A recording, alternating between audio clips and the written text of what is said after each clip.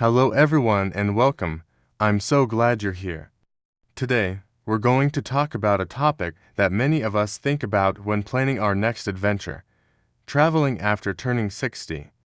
Now, that itch to explore, to see new sights and maybe revisit old favorites, that doesn't just disappear with age, does it? Exploring new places is one of life's great joys. But, let's be candid, hitting the road after 60 ain't quite the same as it was in our younger years. Our bodies have logged more miles, and sometimes, well, they remind us of that. It doesn't mean we stop traveling, not at all. It just means we need to travel a bit smarter, perhaps plan a little more carefully. Assuming we can keep the same whirlwind pace without a second thought can sometimes lead to unexpected hurdles, turning that dream getaway into a more stressful experience than we bargained for. So, in this video, I want to share 4 important considerations, you might call them potential risks, that are wise to keep in mind when traveling in our retirement years. We'll touch on everything from unexpected health flare-ups to those sneaky financial pitfalls that can catch you off guard. Understanding these can make all the difference. And be sure to stick around for the last point. It's something many folks our age overlook, but it's one of the most common ways travelers end up losing money, precious time, and facing unnecessary hassle on their trip. Alright, shall we dive in?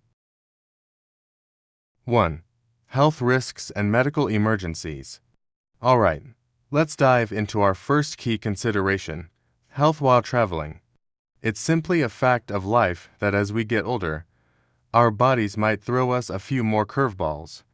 Chronic conditions many of us manage daily, perhaps arthritis making walking more strenuous, blood pressure concerns, or breathing issues sensitive to altitude or air quality, can sometimes flare up unexpectedly when we're away from our usual routine and environment. Even a place you've visited before might feel different if your health needs have changed. And here's the crucial financial point regarding healthcare: your standard U.S. health insurance, especially Medicare, generally offers very limited or zero coverage outside the United States. Relying solely on it internationally could lead to truly astronomical medical bills if something happens. It's essential to understand this gap. Even when you do purchase travel insurance, it pays to read the fine print, know the coverage limits, the deductible, and exactly what situations are covered. Not all policies are created equal. Now, let me share why this preparation is so vital, using the kind of situations that unfortunately do happen. My friend, Jim, finally taking that dream cruise he's talked about for years. He's having a wonderful time, and then suddenly, out in the middle of the ocean, he experiences a serious medical emergency, like severe chest pains or stroke symptoms. The ship's medical team does what they can, but it's clear he needs advanced hospital care fast. Imagine the feeling of vulnerability, the logistical nightmare, and the potential for overwhelming costs involved in an emergency evacuation back to land or to a capable hospital, especially if he didn't have the right insurance covering medical evacuation. That's why the pre-trip doctor visit, packing extra medications, having basic knowledge of local healthcare options, and securing comprehensive travel and insurance that explicitly covers medical emergencies, hospitalization, and evacuation, such non-negotiable steps for savvy senior travelers. It's about protecting your health, your finances, and your ability to enjoy the journey with peace of mind. 2. Increased exposure to infections and contaminants. You know, another thing that often comes up when we talk about traveling at our age is, well, catching whatever bug is going around. It feels like our immune systems maybe aren't the tough defenders they once were, doesn't it? And goodness, you step into an airport or onto a plane, and suddenly you're mingling with folks, and their germs, from all over the place. And isn't it true? A little sniffle or a touch of stomach upset that a younger person might barely notice can really knock us sideways. Sometimes it hangs on longer, or even turns into something nastier like bronchitis. It just takes more effort to bounce back, you know. I always think about that stuffy, recycled air on airplanes. Makes you wonder, and food adventures are wonderful. But oh, the water.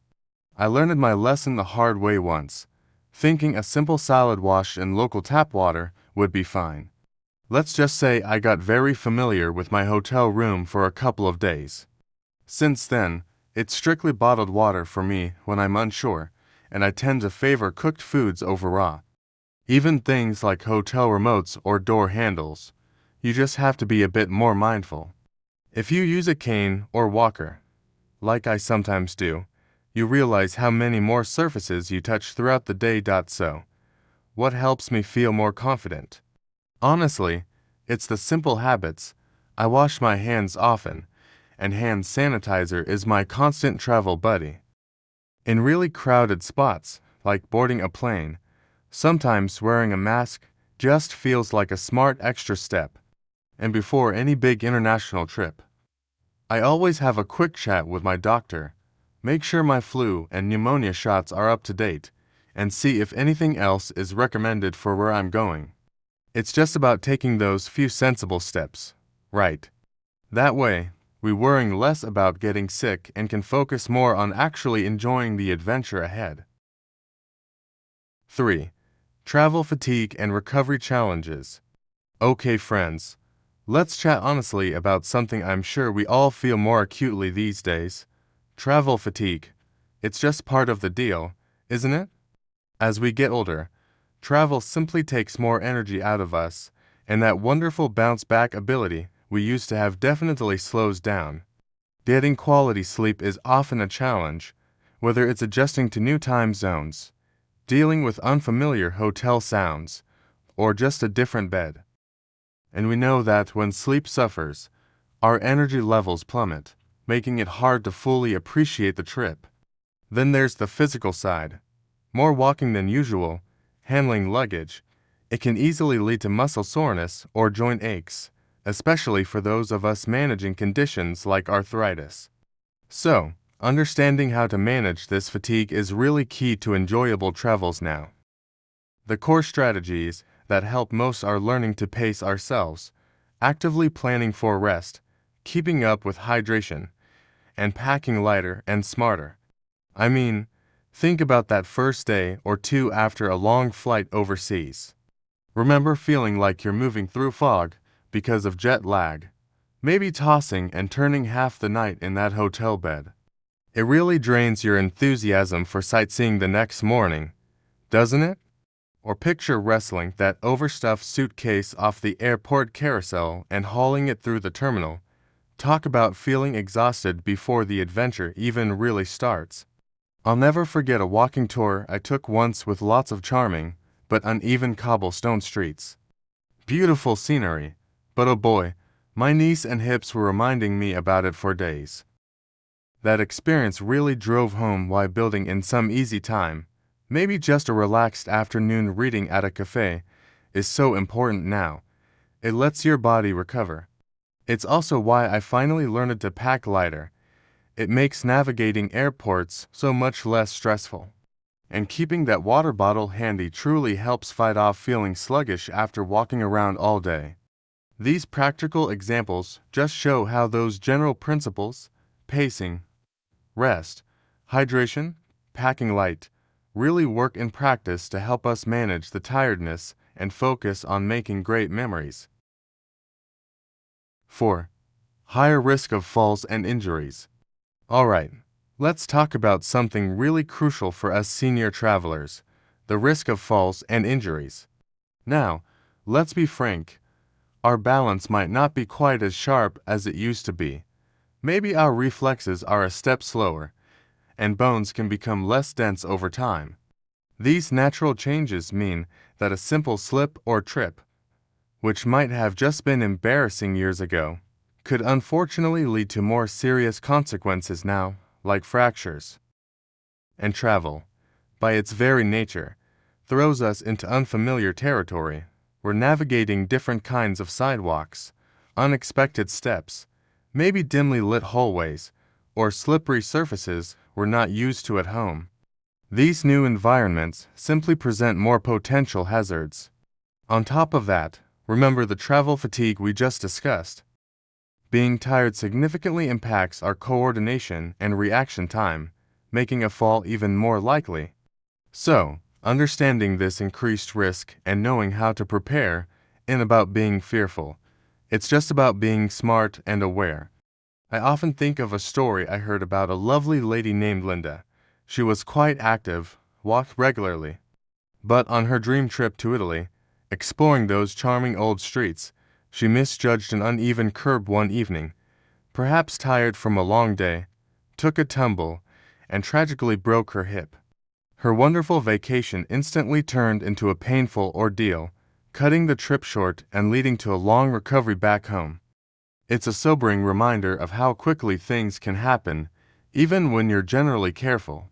Think about those slick-looking hotel bathroom floors after a shower, or navigating bumpy cobblestone streets that look picturesque but feel treacherous underfoot, or even just stepping down from a high bus step when you're feeling weary. We've probably all had those almost moments, right? That's precisely why practical steps are so vital. Wearing sturdy, comfortable shoes with good grip is absolutely essential. Leave the flimsy sandals at home. If a cane or walking stick gives you confidence and stability, by all means, bring it along. And listening to your body is paramount. Taking breaks before you're exhausted, maybe opting out of that overly ambitious hike, and just being extra cautious in new surroundings can make all the difference in staying upright and enjoying the journey safely. So, wrapping things up from our little chat today, what's the bottom line? Well, for me, it's clear that traveling after 60 is absolutely still on the table and can bring so much joy. But, as we've talked about, it does come with its own set of considerations, doesn't it? We need to be mindful of our health, those energy levels that maybe aren't quite bottomless anymore, and just general safety in unfamiliar surroundings. But hey, that doesn't mean we should just stay home, not by a long shot. It simply means we need to be a bit smarter and more deliberate in how we plan and travel. It really boils down to good preparation. Definitely have that pre-trip conversation with your doctor. Make absolutely sure you have proper travel medical insurance, especially if you're leaving the country. Don't just assume your regular plan covers you. Choose trips and activities that genuinely fit your current pace and abilities. And please, resist the urge to overschedule, build in that downtime.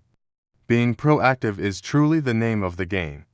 Listen to your body, make sensible choices, and prioritize feeling safe and well so you can actually relax and soak in the experience, making those wonderful memories we travel for. We sincerely hope sharing these thoughts and stories today has given you some helpful things to consider for your own future adventures. And now, we'd love to hear from you. What have your experiences been like traveling in your 60s, 70s, or beyond? Do you have any great tips or cautionary tales to share? Please drop a comment below. This is a great place for us to learn from and support each other. And naturally, if you found this conversation helpful, giving it a thumbs up really helps other folks find our channel. If you haven't already, consider subscribing and hitting that notification bell so you don't miss our next chat. We truly appreciate you spending your valuable time with us. Take good care of yourselves, travel safely whenever you get the chance, and we'll look forward to seeing you in the next video.